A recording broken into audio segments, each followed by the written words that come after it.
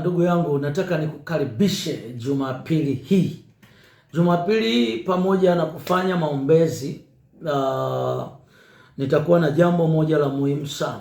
Kuna watu huwa wanakwenda kwenye ibada maeneo tofauti tofauti, lakini hawajapata muda wa kuuliza maswali. Unakuta anaabudu siku zote, lakini kuna vitu havijui na anatamani kuvijua.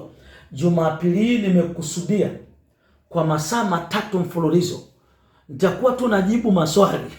Nikimaliza kujibu hayo maswali, nitaanza kufanya maombezi. Kwa hiyo mapema kuanzia saa 2 nitaanza kujibu maswali mpaka saa 5, na ikifika saa 5 nitaanza maombezi. Kwa hiyo jitahidi sana. Una swali lolote kwenye Biblia, swali lolote la kwenye Biblia, swali lolote la kwenye Biblia, nitayajibu hayo maswali siku ya Jumapili kuanzia saa 2 asubuhi mpaka saa 5. Ninakukaribisha.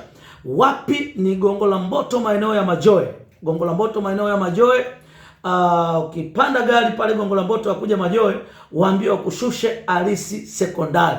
Alisi Sekondari. Ukishuka tu hapo utaona bango kubwa limeandikwa ni saa ya kutendewa na Bwana. Bila shaka utaiona na picha ya nabii Dr. Amos Peter, huyo anayeongea na wewe saa hii. Utaona picha hapo. Ni Majoe, Alisi Sekondari.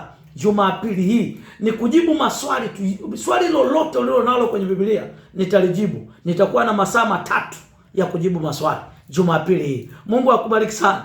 Naitwa Dr. Amos Peter. Barikiwa.